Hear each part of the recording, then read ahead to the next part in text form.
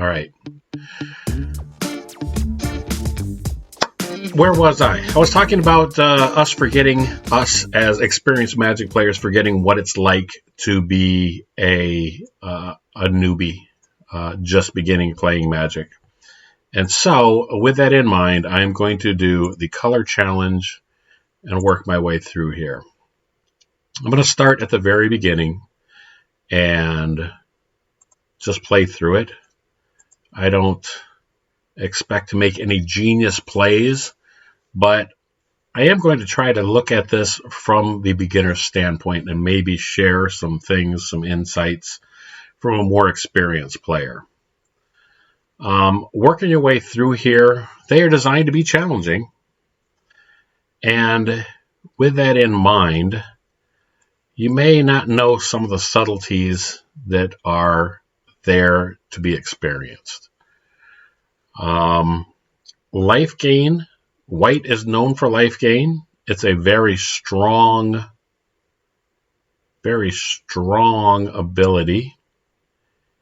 And so, what I'm going to do is play the Impassioned Orator to ensure that I gain life, making these creatures stronger. Now, the fact that they are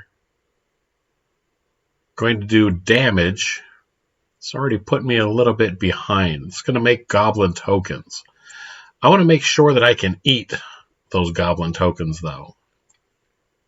So, I would design this deck, I can see right off the bat, a little bit differently. Now, if I attack into this, they have 2 creatures that can band together. I shouldn't say banding, though banding's not used these days. It was a phrase from the early game of Magic, the early keyword that applied to different creatures.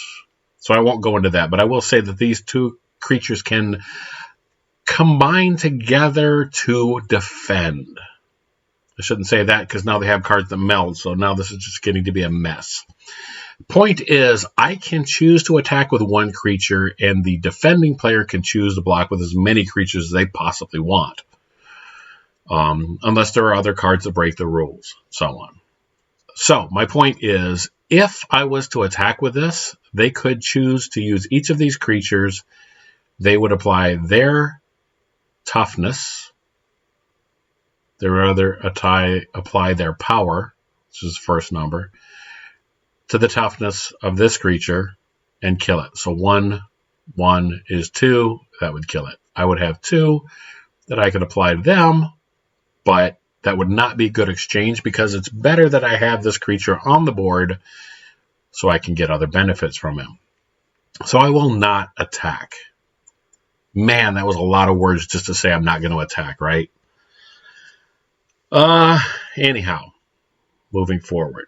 So, I'm going to drop a land on the battlefield. You're going to want to put a land card on the field every single chance that you get so that you can build them up. Now, it doesn't have to be during your first phase here.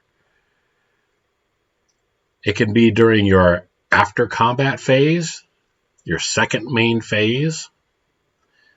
Most people play them their first phase and don't think about it. That could become important later. It maybe is way too much for a beginner to think about, but just be aware. Anyhow, I can play 2 of these cards. And so I am going to play the Impassioned Orator again, which will buff this up. Buff, it'll add a +1/+1 to it. And now I can drop this on the battlefield, and it will get the benefits of everything there. Now, Arena goes through this quick, but things are put into a stack. There are a order that things get resolved, and it's last in, first out. That becomes important later. Just, I want you to hear those words and think about it. At this point, I'm not going to do anything else. At this point, it is not necessary to attack every time. In fact, you'll notice that they chose not to attack into me because I have a strong defense. Let's drop this on the board. Don't have enough to play it. But I will play this, and even though it gets no bonuses, it's what's considered a vanilla creature. It's just 2 mana for a 2/2. It does trigger other things on the board. So I'm going to start building these up. I'm feeling confident enough to swing in with this. It's a 7.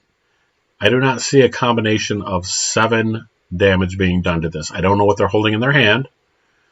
But if I swing in with this and they blocked with everything, if they put all 3 creatures up against this, there's a chance that they would do 4 points of damage, 2, 3, 4 points of damage to it, leaving it at 3. Now, they might have something in their hand that does 3 points to it, but this is a learning experience, so let's go for it. They only blocked with 1, and since it doesn't have trample, it's called a chump block. Oh my, there we go. But with gaining all this life, nothing really to worry about. Drop this onto the battlefield. And let's go ahead and do this again. They will eventually run out of chump blockers, so I have established a very strong presence. As a matter of fact, this is where I start to push my luck a little bit. And I attack with 2 creatures, another chump block, and another that they chose not to. Now they're at a position where it's called top decking. They're just hoping to pull something off the top of the deck and gain advantage. I'm going to drop another one of these on the battlefield and reap all of the benefits. Notice how everything got stacked up here. It is possible to go into control, full control on this. You'll see this right over here. That full control allows you to stop and choose the order that things are done. Not important now, but it may be important later. I'm going to go ahead and drop this on the battlefield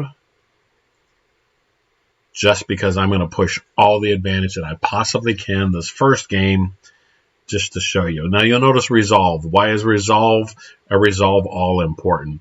Because maybe there are effects that you want to choose or arrange. I'm just going to say resolve all. This game lets you shortcut, this game being Arena, lets you shortcut a lot of different things that are different in the paper game. Not all of that is good. It can be confusing when you actually sit down to play a paper game, assuming you're going to do that at some point, if they shortcut all these things. But this game could take forever otherwise. So this is, well, it's designed to be simple and ridiculous, but yeah, I'm getting just all kinds of value here. You see how the combination of cards work together to build value. So you're talking about a combo deck here. Combo, short for combination. You'll see what's happening here. It's just I build up a massive board presence. You can't count on this every time, but occasionally you can get lucky and this can happen. I will resolve all. I will go ahead and attack. I have pretty well got this game under hand. If I only attack with 1 creature, though, he could chump block it, and it wouldn't get through. So I'm going to attack with 2 creatures, since they have only 1 creature to block with. Apparently, there are other creatures that could flash in and stuff like that, but we won't worry about that yet. They block 1, the biggest one. They take the rest. They're dead. Easy peasy. On to the next game. All right. Easily enough handled.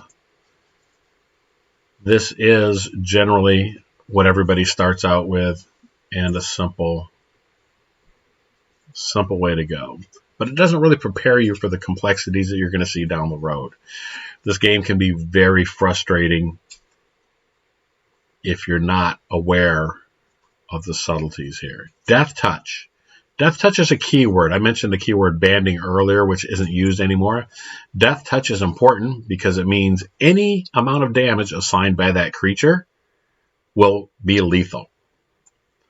What does that mean? It means even though, in theory, This is a 1/1 versus a 2/2. 1 there to his 2 should survive. It won't. Just doing 1 point of damage is automatically going to kill that, no matter how powerful it is. It could be a 5/5, a 10/10, it doesn't matter. 1 point of damage from a Death Toucher will kill that creature. Also, well, let's just deal with these things as they come up. So there you go. All right, I'm going to have to take that because I don't want to lose that creature yet.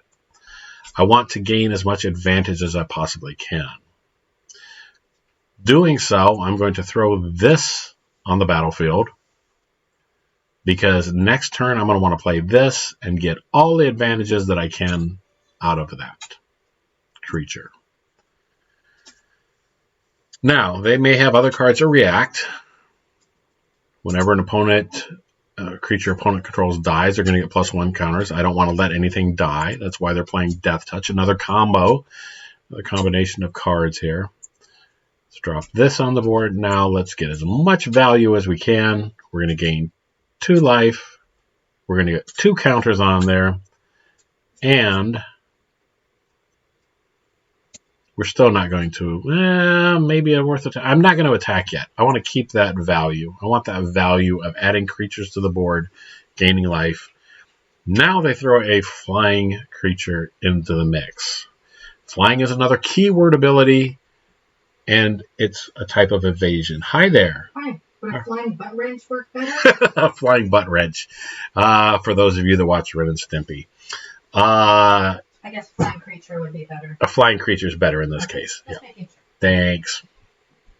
Sorry about that. Anyhow, so I will take the 1 damage. Again, this 1 damage isn't bothering me. I'm still at 20. So now, 5. We have 5 mana available to us. We're going to enchant a creature. It gives you get +3/+3 of flying. So let's get this up in the air so that it can block that vampire. We're going to say no attack again. Sometimes the best offense is a good defense. So again, I will take that 1 damage. And now we get into some shenanigans here. So, or could be blocking or blocked. All right, so let's do this. Press our advantages. I'm going to go ahead and fly in. This can only be blocked with something that's flying, unless it has reach. Nothing here has reach, but again, I'm mentioning these terms so that hopefully when you get later in the game, you'll have heard them before and they'll make some kind of sense. Again, I'm trying to look at this from an absolutely new player. I don't like that. They have 2 flyers.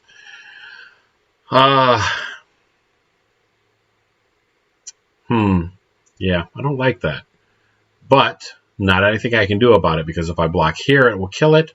Blocking here will kill it. Those could all die. When my creatures die, this card is going to get more powerful.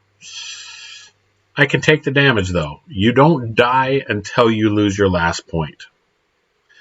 Wow. This, for being a beginner deck, has some good cards in it. You'll see what I mean in just one moment. We're going to build our advantage incrementally. Dropping this on the battlefield is going to give this, activate these twice, making this go to 5. But when this attacks, it will create more creatures. But we'll get to that in a second. So right now, let this pump it up past the vampire. Now, I'm going to take a calculated risk, attack with this, because if they block with both these creatures, they could kill it. But I've now taken 1 card of mine to lose against 2 of theirs, which is considered good value. I could also throw this attack in, but I'm worried about the crackback. I'm worried about what they might do. The fact that they're blocking with just 1 thing, I'm just going to let it die then. But here's where it can be complicated. People always get a chance to respond to whatever you do. That's a reason why that resolve comes up and such. And you remember me mentioning the stack. We'll get into that later if it gets there. But In the meantime, I will take that 1 point. And I have the advantage here because, oh, another Death Toucher. See, I don't like that. I was going to attack with this just to show you what it does. Reading the card explains the card, something very important to know. But I'm feeling very confident with my play and that I'm going to get through this. So I'm just going to go ahead and make the foolish move, which is probably not the best way to teach somebody. But I want you to see what these cards can do, and I want you to see how to recover from a mistake and all that good stuff. So here's what I'm going to do. I'm going to swing in with these 3 things. Watch the activated effects. This created 2 new creatures. Those creatures added life, added more life to these cards. Now they've gotten much harder to block.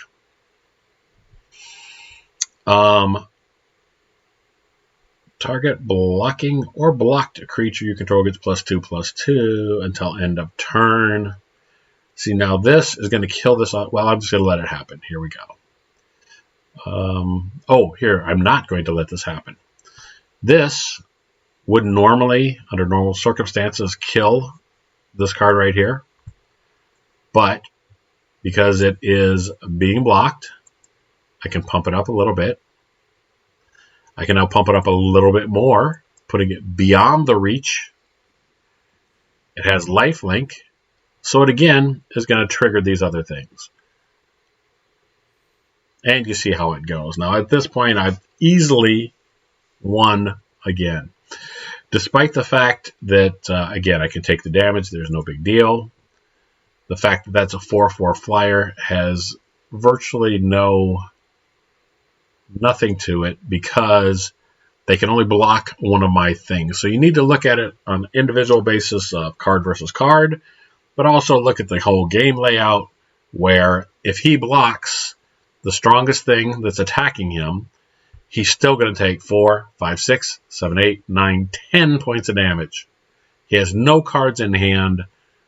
I'm easily going to win this by committing an alpha strike and sending everything. Oh, wait, I make more creatures. The pluses are going to go up. I'm going to gain more life. Very simple. Another win. All right.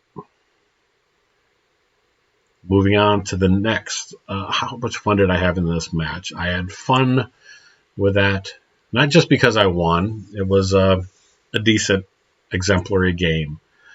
Moving on to the next. Number 3. All right.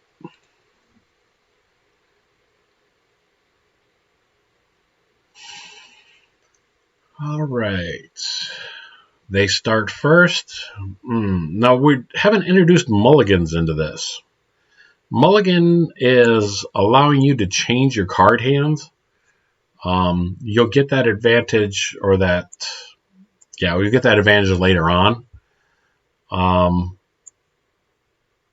First Strike, another keyword ability that can be on a card. There's a ton of them. There is a ton. It disturbs me that they're playing islands and not doing anything.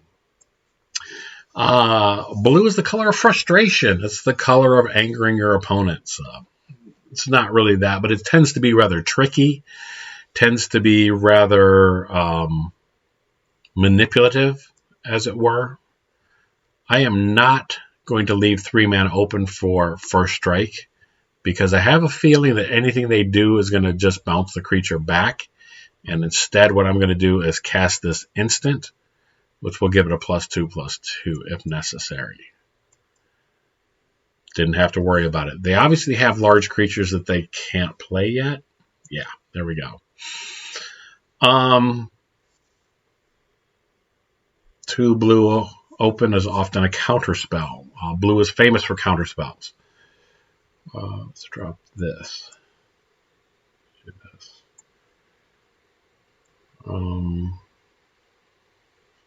Again, could have left that open for a First Strike. First Strike means their damage is applied to your creature or the creature before regular damage is applied. So even creatures that seem evenly matched don't necessarily work out that way.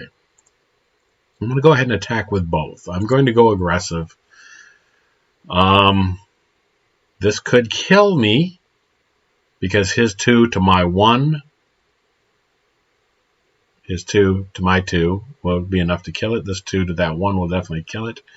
Let's buff this up a little bit more just to make sure that mine survives. Potentially survives. Again, they may have had a combat trick. They may have had an instant that they could play that would make a difference. Now, see, I don't like that at all. Let's do this. Now, let's look at our example. So I can give something first strike, which would cost 3, and I could buff it up. I think it's a good example to see what would happen here. So let's do that. I will attack with both of these. See if they choose to block. They may not. Okay, so 2 things are going to happen here. I'm going to give this first strike so that my damage is applied before their damage, and I'm going to give this a +2/+2, bringing the total up to 4. Now my 4 damage is going to be applied to their creature first before they got a chance to apply it to me. Now it's been blocked, nothing else carries over, nothing else happens. The second attack goes. You'll notice how this is split in 2. Now that's the rest of the damage. Okay, now, question. Will they fall for that a second time? Or, what's my other thing? Tap all creatures opponents control. Creatures I control gain lifelink. I'm going to save that for later. I'm going to see if they're going to fall for that again. We will attack. Do they do it a second time? We're only playing a bot here, right? So let's do it again. This time I'm going to apply this first and then activate the ability. Be aware that it does make a difference how you stack those things up, or can make a difference how you stack those things up. Wow. All right. Well, tapping it out. A creature can't block if it's tapped. So I could play that card, tap it out before we get into the combat stage. If you don't, they could declare a block, and then you tap it. It's too bad. The block already happens. That's something that's funky and weird. You could block with a creature, declare a block, bounce it back to your hand, and the block still happens. Like, that doesn't make sense to me intuitively. The creature's not there anymore. You should be able to hit, but that's not how it works. Again, I may be explaining things that don't matter yet, or I don't know. There's idiosyncrasies to this game that is sometimes helpful to know. I'm going to see if they're going to do it one more time. So let's go ahead and go to the attack step. Go ahead, attack. They're just programmed to block if they can. So I'll take advantage of that. Don't do anything else until you activate that ability, because if you do, you don't get a take back. If this is a real game where you're sitting down playing paper, sometimes people will let you take back, unless you're in a tournament situation. But yeah, another easy victory here. So let's just want to get the maximum amount of damage that I can in on them. So I could actually attack with both of these and force them to lose the creature. 5, 6, 7, 8 is not enough to take them out, though, so I wouldn't do it. Don't overcommit to the board, and don't overcommit your attacks if you don't have to. I'm not good at that, so I can't even heed my own advice, but that's my advice to you. So, a good example. They've built up a nice board state. They have plenty of blockers. I just need to get 5 points in on them. This is the time that I am going to tap everything that they have so that they can't declare blocks. I now have lifelink. I'm going to go ahead and swing in with everything and see if they have a combat trick, which they don't. So we're going up. These are easy victories. I'm sure I've spoke with other people that have played this, talking to you, Red, and they got through this easily. So other games might be a little bit more. I may chop these videos up and do them specifically by color on... right now I'm going to run through the whole thing, though. So while I'm broadcasting live on Twitch, I'm just going to do the whole gambit of things. They start again. No mulligan. All right. I wonder if they ever introduced the mulligan in this. Fencing Ace. Fencing Ace. Again, that has that first strike ability, and we'll see why that becomes important. Wow. A 1/6 creature. So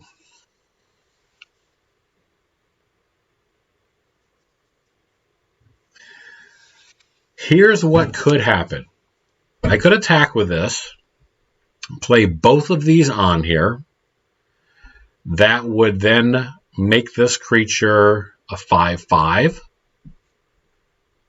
It would do 5 damage. Then we would go to our second attack phase, and it would do 5 again, while that would do the 1 to us.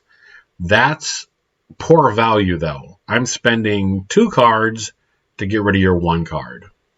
I think I would rather build up my board state and see where we go from here, because I can always do that again later. That's a possibility. Right now, what will happen if I attack is my 1 will be applied to their 6, and then we'll go to attack phase again, and that will be 1 more applied, getting them down to 4, but then they would apply their 1 to me, and I'd be dead. I don't want to lose my advantage. Always look at card... Whoa, don't do that. Don't talk and look at the same time. Look at your cards first, play your advantage, which is sometimes not attacking. I have a hard time with that. The whole Mad Saxon things comes from chopping my own arm off to beat you to death with it. I'm going to have to take the point. Now they are starting to build up in such a manner that it's important, I do think, to get their stuff off the board. Now, I don't know what else I have in this deck. There are programs that you can get that will let you see your deck, call your deck up, and so on. I don't have that advantage right now. So I'm going to attack with 1. See what they choose to block. Okay. Well, this is going to be interesting. Let's see how this goes. We are done. Now, if I do this, I do this. Now I could stop and kill 1 spider, but I want both spiders. So this will kill it completely and kill the other one. I don't know if that made sense or you saw that. I will... Holy yikes. Well, we can tell that these games are a little bit fixed, because that's exactly the card that I needed to slow that crap down. Holy crap, a 10-10? That'll make your sphincter shrink. All right, I'm dropping this on there so that it can't do anything, cannot attack or can't block. I'm going to go ahead and attack. Even though I'm attacking with 2 1/1s, I will get 4 points of damage because we apply a first attack step, then a second attack step.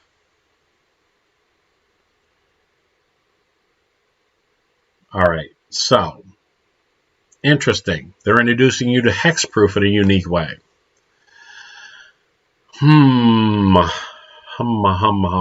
Okay, well, I see what you're supposed to do with this. I'm going to drop this. Hexproof will not help me because I cannot target them. Hexproof is different from something called Shroud, which is another keyword. Again, these are all keyword abilities. Anything that's printed on the card that's going to have an effect later on. Hexproof means I can't target it, but the person that has the card can target it. Does that make sense? Shroud, the ability Shroud was initially introduced to the game. Shroud meant nobody could target it with anything. I'm not sure if that's important or whatever. Again, I'm telling you these things so you've only heard the terms before and have some familiarity with that. So what's going to happen here, in theory, is they're going to attack me next turn. I can double block it and, again, do that 4 damage, but I will lose one of my cards. So we will do no attacks. We will have to set back and wait, which is the most frustrating thing for an aggro player. Holy crap. That's awful. I'm going to have to do this, and I'm going to have to wait again. Now, you see how they didn't attack with that? They obviously knew that I was going to kill it potentially. This is where things get a little easier. Let's put this on that. It now cannot be blocked because this has flying. I will do 8 points of damage to them. I've now got this game. I can pretty confidently say that. Unless I play a creature with reach. Reach is a keyword ability that lets you block flying things. Oh, okay. Again, don't worry about taking the damage. I see that they have no cards in hand. I can take the damage because until you lose your last point of life, you're not dead. There we go. They still have nothing to block. I'm going to play this out, though, as though they might have a combat trick. Something up their sleeve. They can't block there. I was going to do it. I was going to attack with everything. That is, however, overcommitting.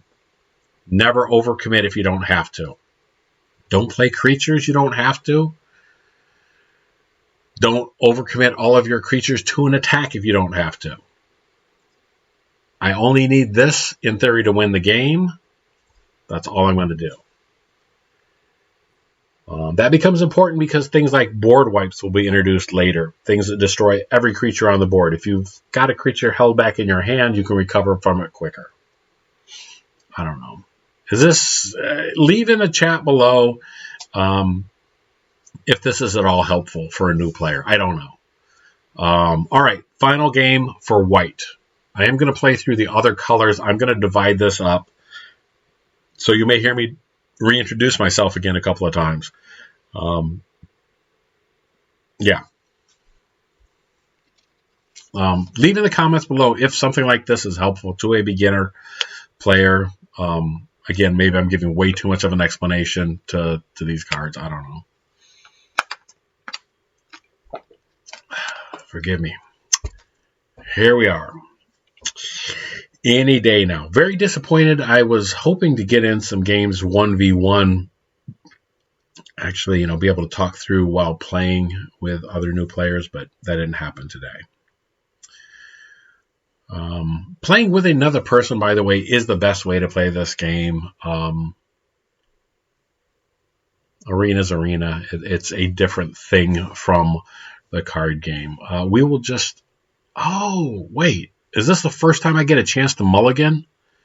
What I could do is I could throw away these cards. If I didn't like what I saw, I could throw these cards away and get another hand. 7 cards, but then I would have to choose one of those cards and put it on the bottom of the deck. That becomes important in multiplayer games and other things. We're not going to do that now because what I'm looking for is 2 or 3, probably 3 lands in the hand to start with is good. Single color decks, monocolor decks, just one color can maybe sometimes get away with maybe just 2. But what I'm looking for is I'm looking for 2 to 3 cards in hand, 2 or 3 land cards in hand. Then I'm looking for single cards to play, 1 casting cost. These are the pips here on the top. I'm assuming you've gone, see how easy it is? I've got all the way to like number 5, and now I'm thinking of things that I should have told an initial player. I mean, you know this by now, I guess, but I don't know. I can't assume that.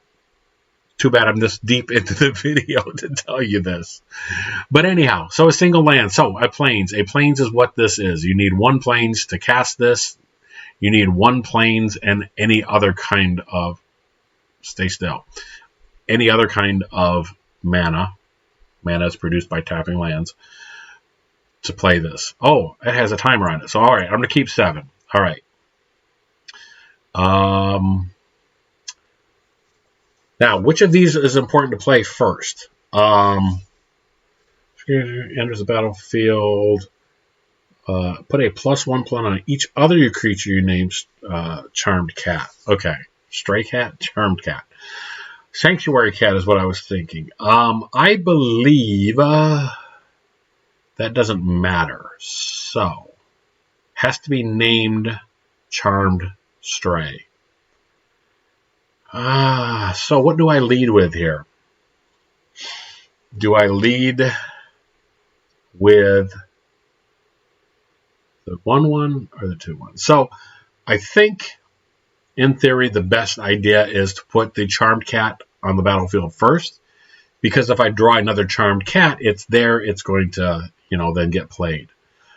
That's probably not the play I'm going to make, because I see I have 2 drops here. What? Did they not play anything? That's a little concerning. Let's do what I said I was going to do. I can't be playing a person on this. This has to be playing a bot, right? I thought all these color games were bots.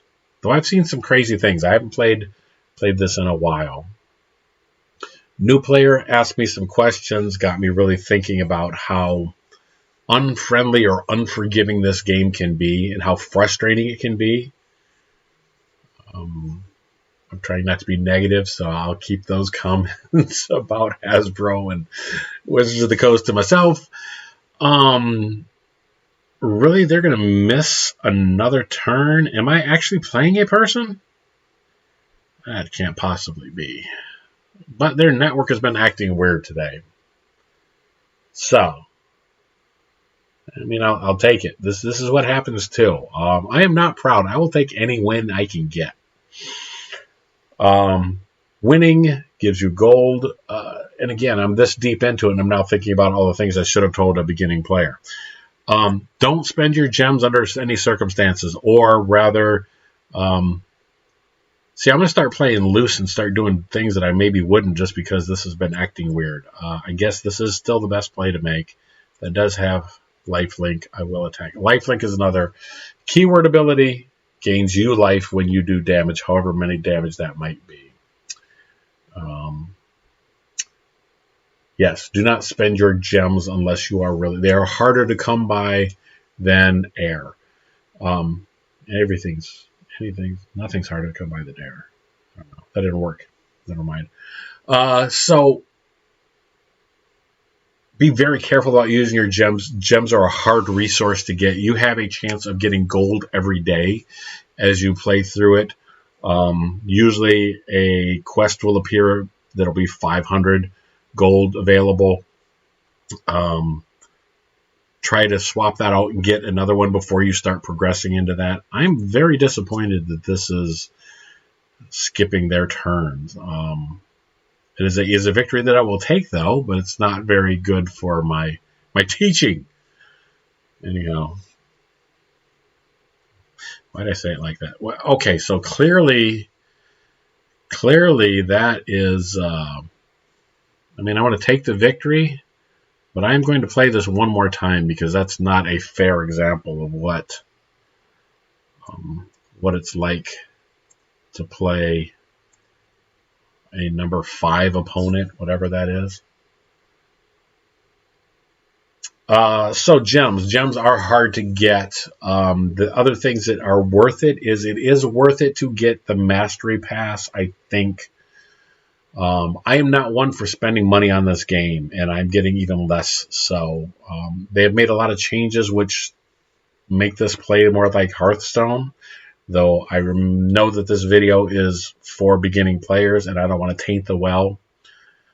So maybe that's going to be okay with you. And if it is, that's great. It really is. For older paper players, it's not happy and so on. But my point is, the cards you can earn. This is a free-to-play for the most part, but it does have pay-to-win elements. They would never admit that, but, it's just kind of the way it is. This is a playable hand.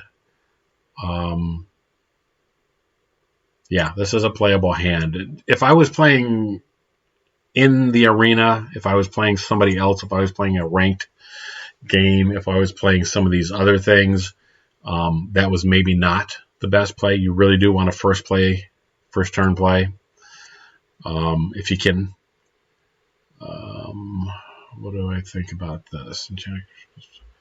It does have lifelink. So, you should play, in theory, you should play your mana efficiently. You should spend all the mana that you have every turn. There are going to be exceptions to that. I am going to drop this on...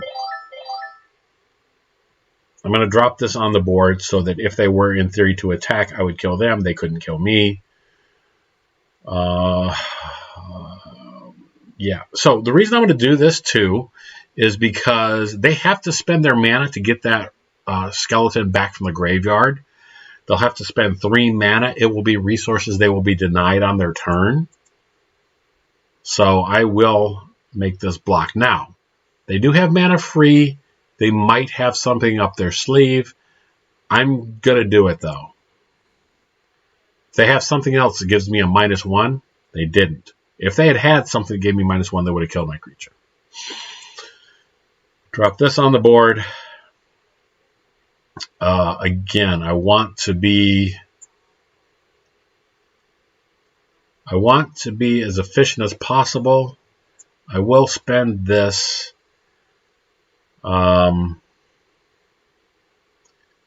This creature can give another creature a -1/-1. So, I could drop this on here, which I'm going to do.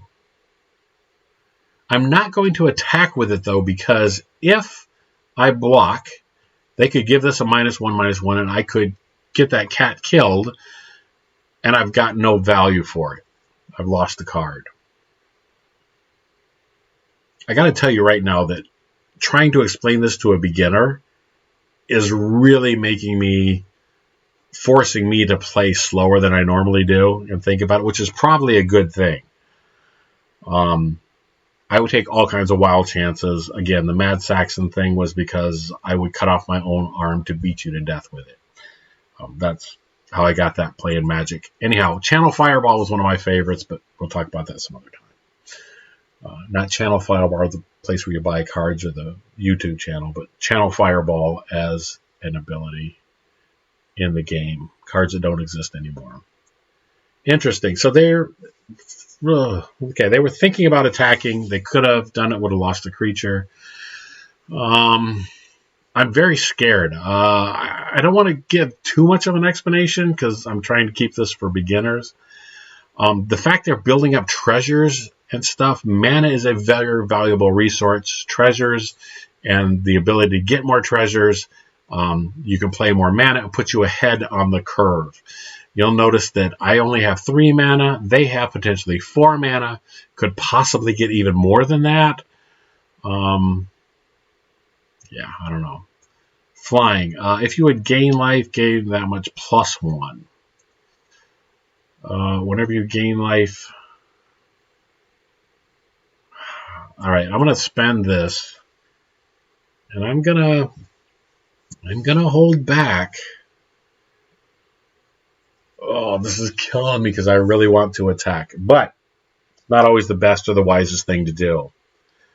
So I've got to be playing another player, right? Because they would not put Shieldred in a basic deck, right? They wouldn't.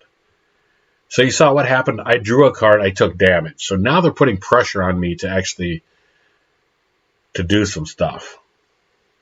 Because every time I draw a card now, I'm going to be taking damage. All right.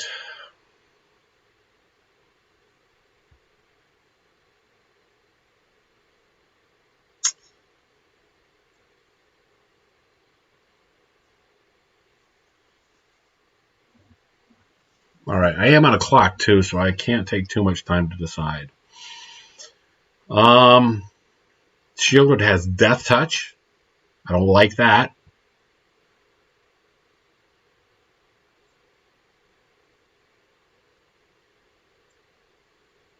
I'm going to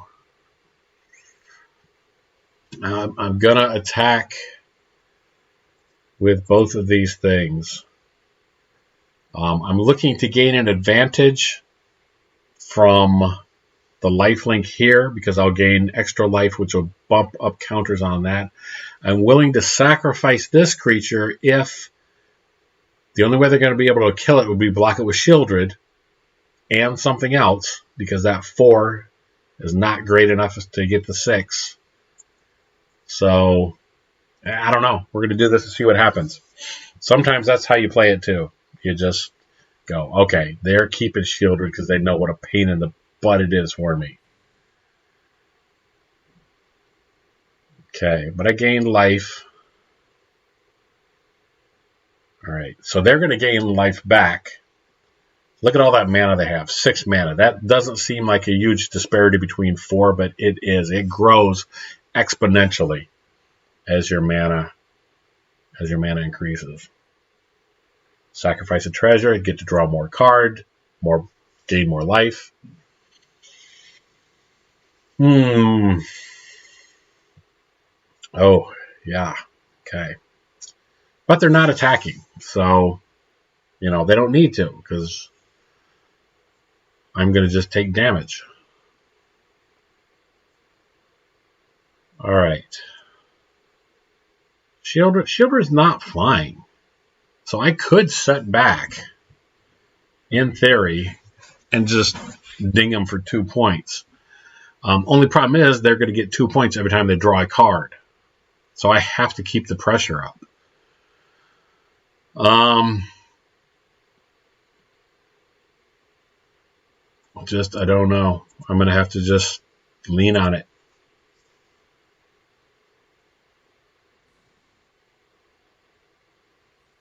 Okay, I mean, I'm not, again, they're going to get that 2 back that they already lost, but they're at least getting rid of creatures. The creatures are replaced with a token. I realize this was only a 1/1. You suck. You suck.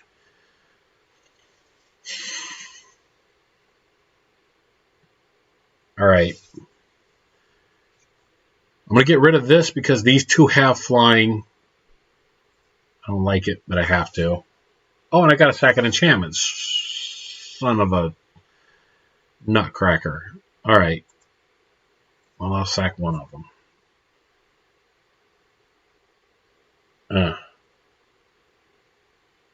Yeah, don't like that. A lot of people don't like that card. That breaks the color wheel.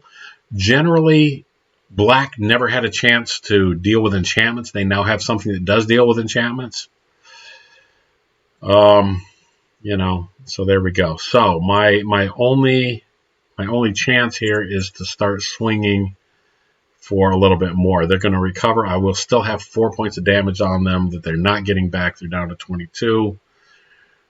They're going to have more card draw. They're going to have chances, but I've got to hammer away at them in the air. Draw more cards, gain more life. Yeah, my only advantage is the flying. Back to 26 again, so I got to hit him again. Hit him with the flying stuff. You'll notice vigilance. We haven't talked about vigilance. Vigilance means I don't have to tap my creature to attack. That can become important. Once a tapped creature, you can't use their abilities. They may have static abilities. Static ability is something on there that doesn't have a tap symbol or doesn't require them to be tapped. That is, yeah, I think I might have lost this one. So they're swinging in with this. In theory,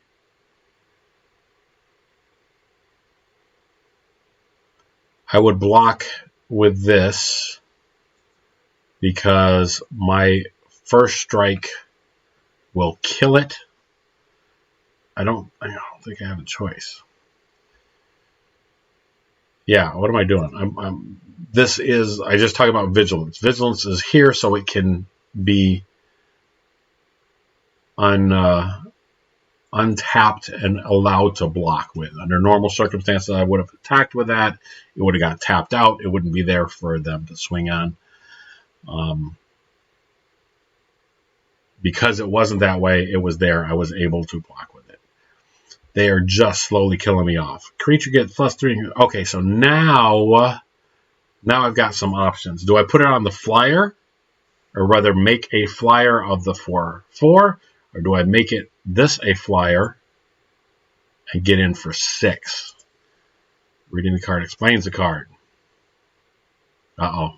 Okay. 8. So I can now get 8 damage here, 4 damage there. Now I was going to say I feel like I'm doing something. And then when I look at the board, I'm at 10 life. They're going back up to 16. Again, you'll see how vigilance matters there. Now, it depends on how much they want to commit. They're sacrificing their drawing into their abilities. Look at the land disparity again. They've got 6 mana. I've got have 6, but they've got 2 more that are untapped and 2 treasures. So, what are you going to do? Not cool. Not cool.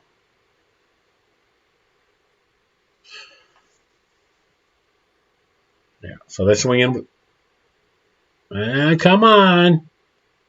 All right. Yeah, they can wait me out, unfortunately.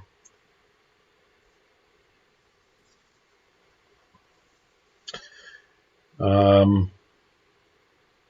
they could have pressed their advantage. Honestly, they could have made that attack and not suffered. They got me on the ropes as far as that goes. Now, yeah. So, all right. All right.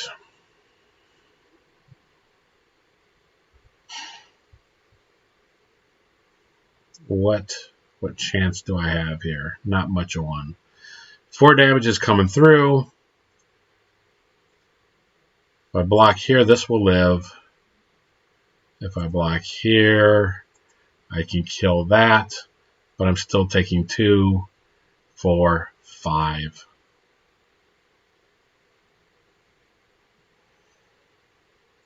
Yeah, this is... Oh! Guess I've miscounted. Yeah. All right. Oh, fair enough. So, doesn't matter your experience level or how long you've been playing, you're not going to win every game. Learn that now. 30 years of playing this game, and I still haven't learned that. We're going to keep going, though.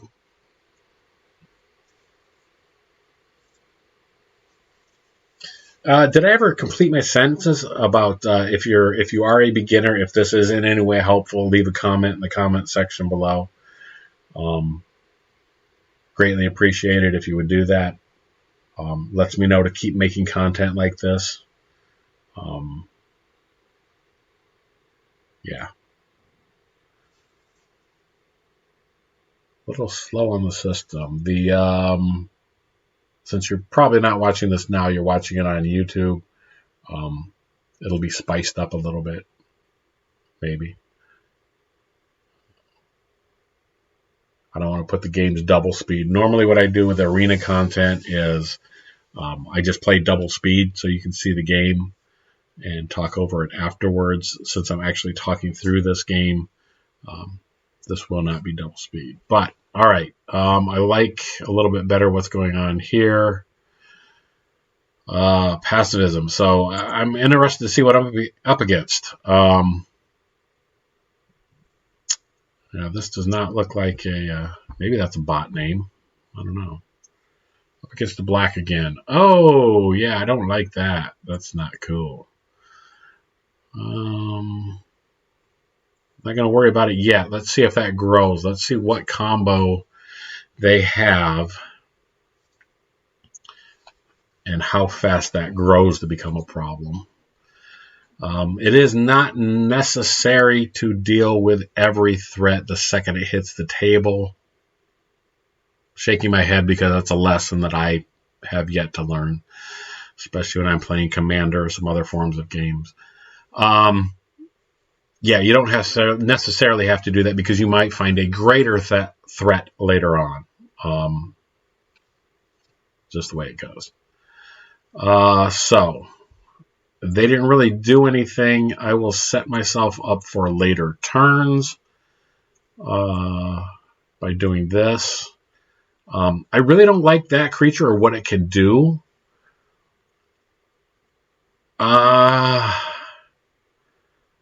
I'm going to see how committed they are to keeping it. Sometimes you make little forays into the just go into your attack step here and see, kind of feel out what their plan is. They obviously want, yeah, okay. So I will take the life gain. I can see they want to keep that creature. It lets me know that my pacifism is probably the right thing to save for later. I may take a hit from that creature, but, it'll be worth it. So, yeah, I think I'm going to make this a beginners-only series. Anybody that's played this for a while is probably going to have some thoughts that are different from mine. And, again, I am not the best Magic player at all. Don't even claim to, don't even think about giving myself that sort of accolade. I want to let them build up a little bit and see what they're going to do. I don't have sweepers. Normally white is famous for having things like Wrath of God, which kills everything on the board. Day of Judgment, Farewell. There are other cards that will sweep the board, take things out. I would be playing those if I had built this white deck, but since I'm playing with what they've given me, I am forced to play differently from what I normally do.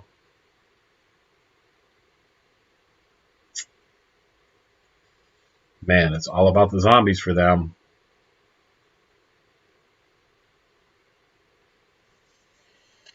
Ooh, that was mean. I could block with both things and kill that, but I do have the pacifism. I think I will use that. Yeah, I got a couple of plays here, so let's drop the cat in here. Let's slow them down on that. We'll say no.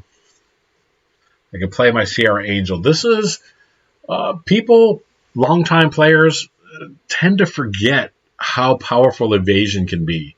Evasion being a category such as flying, unblockable, those type of things. Sorry, that's a static ability. The fact that he gets counters, even though this guy is has a enchantment on him that he can't attack or can't block, his static ability is every time a zombie comes in, they're going to get that advantage. Excuse me. 6 damage. I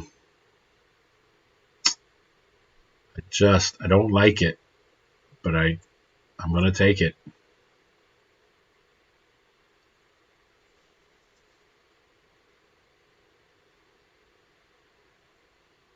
I may be playing too cautiously at this point.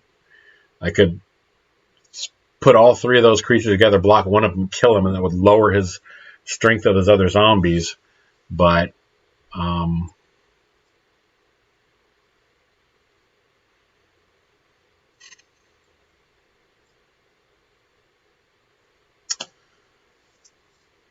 gonna take it right to the edge of death here and see if that matters.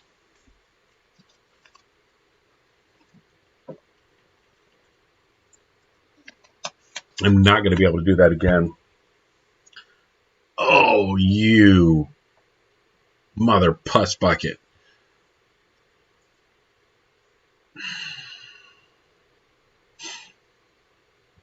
All right. Well, I know what I'm going to do, even if I don't. Another Death Toucher. Wow. Still, I think it was the right thing to do to save that pacifism for that.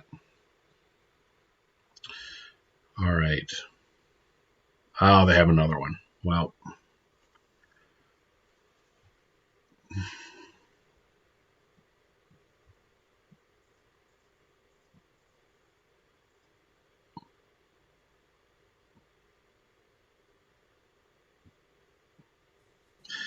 The thought there is I want to keep this guy around because at least I will gain a 1/1 counter on it. He will get stronger. This does not seem like, again, the beginner decks that we were just playing. I think they kind of set you up those first 4 games against the bot, and then for the 5th game, they get you.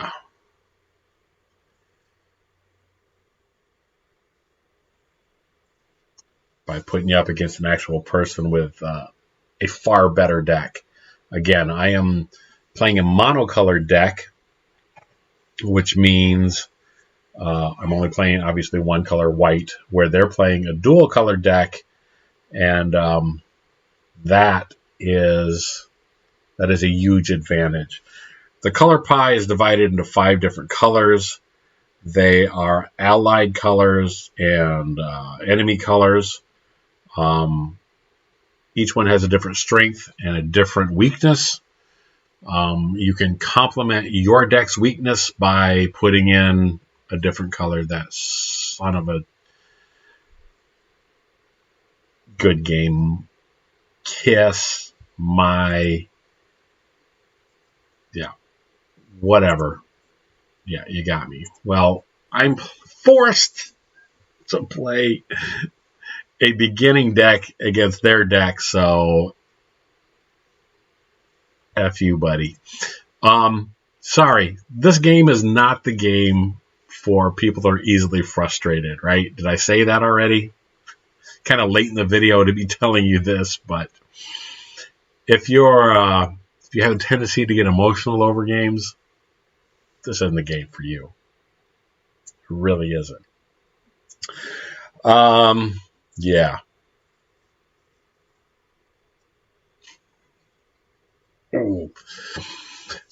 Yeah. So, you know, everybody's entitled to play the games that they want the way they want. This is for beginners, so I'm trying to keep it positive. It is a little messed up putting a beginner deck against something that was purely curated and easily chosen. But you learn the hard way how to play. This tutorial really wasn't supposed to be this. Is it a tutorial? Maybe it's not even a tutorial. All right, so move on to the next game. I don't have any first turn plays. I want a first turn play. I want to look at the mulligan rule. So here we go. I don't have a first turn play. I've got 3 lands. I'm dumping this, though. I now have a first turn play, a second turn play, another creature that could be useful later down the road. So I will keep 6 cards. I will actually throw away a land card. Normally, you either throw away a land card or your most expensive card. I'm hoping that within these first 3 turns, I will get another couple land cards, so I will be on track to cast this on curve. Decks will be made and mana will be spent, and it's on a curve. This is an enchantment. It's going to stay on the creature. Let's get it on the board, and let's start getting life as quick as we can. To say that a deck is casting spells on curve means when you have 2 mana available, you have a 2 casting cost creature to play or a spell to play. If you have 3 mana, you then have a third. Like, they are definitely curving out. They played something first turn. They played 2 things second turn. You know what I mean? So that's how that works. That's what's going on there. Let's do this. So I'm not necessarily curving out. I didn't spend all my mana.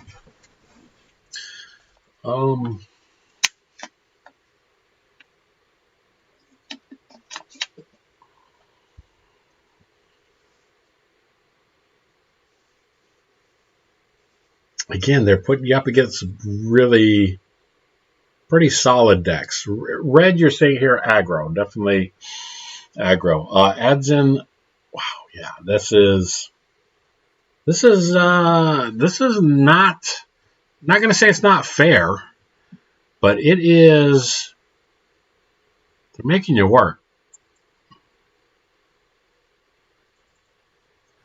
They are making you work for it here. So yeah, if you flew through this tutorial, if you flew through the white stage, just win. Good for you, but not necessarily the best example of what playing Magic is like. Yeah, life gain is powerful. It is an excellent strategy. See how long it took me to get that mana? I am definitely off. I missed a land drop. So anyhow, we're going to drop this on the field. We're going to swing with both of them because they are tapped out. There are no combat tricks that they can play. I need to get my mana. I need to get my life. And I need to get my... I probably got this one finally.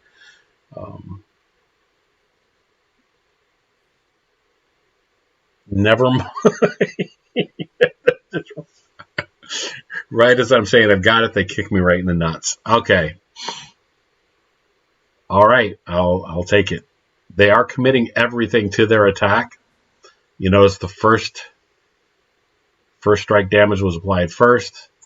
Now I'm going to get this. They put themselves behind. Let's gain some life.